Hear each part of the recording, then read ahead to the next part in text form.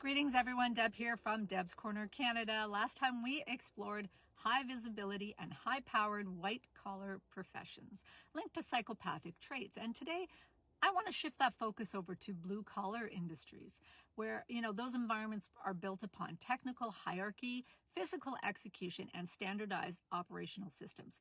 And these professions rely on skilled manual labor performed under very high pressure, physical risk, and strict workplace demands. And within these kind of environments, cultures of control, dominance, intimidation, and manipulation can thrive beneath that surface. And so this time we're counting down the top 10 blue collar and trade adjacent professions where those traits and roles associated with psychopathy may actually blend in or even excel, despite underlying dysfunctional personality traits that are present. And namely those traits being lack of empathy or genuine interest in others, dominance and control seeking, manipulation, sanctioned aggression under stress, expected emotional detachment, consistent variety coupled with thrill or risk stimulation, and authoritarian tendencies. And so first up on our list, up on our countdown in order of prevalence, is mechanic. This one surprised me. Mechanics topped the list for attracting people with subclinical psychopathic traits. They're ranked as the number one blue collar draw due to the job being solitary. So it's solitary, hands-on nature, and it's coupled with really minimal human interaction. They don't need to have a lot of that. So in contrast to really high-level diagnostic work, mechanics focus on the physical hands-on repair of mechanical hardware, due to specific expertise being centered on kind of the nuts and bolts of a vehicle, involving labor-intensive tasks like replacing engines, fixing brakes, repairing suspensions, and performing routine maintenance like oil changes. And number two on our list, chefs. This one didn't actually surprise me too much, but chefs will rank high here due to high stress tolerance under very extreme time pressures, emotional detachment during peak service times, direct, sometimes abrasive communication styles. Think, Hell's Kitchen. Strong dominance within rigid hierarchies. So example, the brigade system. I just learned this one, which is kind of a production line approach within the kitchens. Fast decision making in really chaotic conditions, and low patience for mistakes or inefficiency. Number three on our list, this didn't surprise me so much, police officers. This one ranks high for traits associated with rapid, emotionally detached decision making in very high stress situations, typically daily, really. So number four, we have surgeons.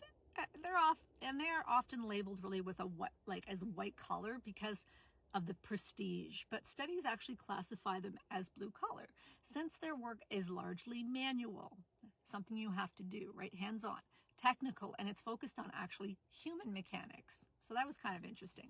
Number five, civil servants. So this includes in our list firefighters, correctional officers, border patrol officers, postal workers, city planners, intelligence analysts, social workers, nurses, librarians, teachers, and school custodians, all roles within structured bureaucratic systems where adherence to rules, procedures, and hierarchical frameworks are central to their day-to-day responsibilities. So next we have number six. It is engineering. This one doesn't surprise me so much. So engineering, highly technical roles that emphasize system over sentiment, prioritizing structured infrastructure and technical problem solving over any kind of emotional or interpersonal considerations. And in these environments, emotional detachment is often viewed as a professional asset rather than a limitation. So it's actually preferred when they're hiring that, like the more kind of detached they are, the better. Interesting, very interesting to me. Encompassing really as a rule for them, a cold calculation-based thought process, hyper-focused really on systems and objectives. And they can remain exceptionally calm when projects, become critical. After all, machines and code don't have feelings or hidden agendas or emotional needs, if you think about it. So operating within largely solitary and purely technical environments. And they are not influenced by the need to be liked or to fit in. And it allows them to be to kind of implement decisions based on efficiency rather than social approval. Number 7, this one didn't surprise me so much, military personnel. And the structured hierarchy of the military provides a unique framework that can both attract and channel psychopathic traits. Certain roles within it offer the perfect environment for someone with high boldness and low empathy to kind of thrive or move up the ranks. Number 8, automotive mechanics. And actually, it's related to mechanics, but not the same. Automotive technicians operate in a hands-on, systems-focused environment, and it's centered on diagnosing and repairing mechanical and electronic systems rather than interpersonal interactions. This branch of the mechanical trade is highly technical, relying on tools such as scan devices and multimeters to diagnose complex electrical, software, and drivability issues. Number 9, architecture and construction. The second one I was a little surprised at. Architecture specifically targets technical dominance. The ability to control a physical system, such as a building structure, without kind of navigating the complexities of any human emotions within that. So these fields will tend to score high in Machiavellianism, that punishing control-oriented trait, and psychopathy mixed in, because the work itself is very competitive, right? They're very competitive and physically demanding as well. So then we're going to flip into kind of the other side of that, which is construction management, and particularly among general contractors. So this one surprised me a little bit. It's characterized by high stress tolerance and task-oriented leadership in very chaotic and high-stress environments, where successful performance depends really heavily on efficient project completion and profits. So this industry often rewards traits such as boldness and stress immunity, supporting strict composure during critical safety incidents, or significant kind of financial overruns, keeping the budget, making a profit. So specific in its exploitative potential, this one. The fast-paced, constantly changing nature of construction sites can provide the stimulation, which they're always looking for, right? And that excitement that may allow individuals with manipulative tendencies to kind of advance by, exploiting, schedules, subcontractors, clients, within those subcontractors, workplace dynamics, all within that. So then we're going to go to number 10, which is retail and consumption, specifically lower management. So the ones that are on the floor. Based in competitive environments that reward aggressive self-promotion and manipulation. These individuals often prefer the instant feedback of lower management.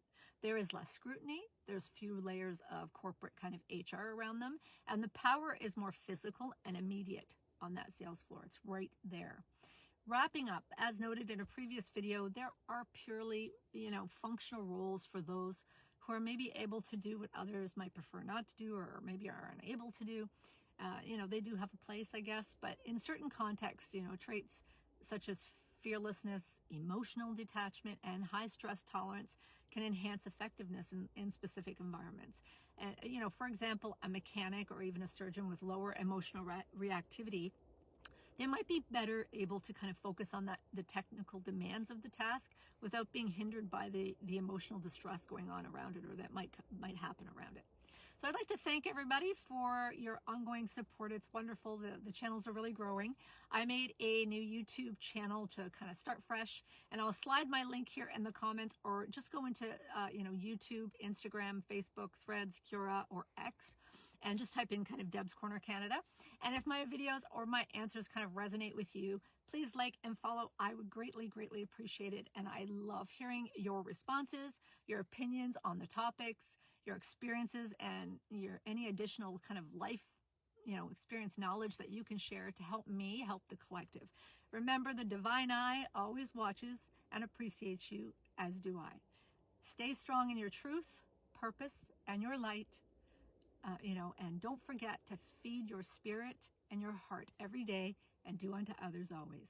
God bless, and I'm going to see you soon. Bye for now.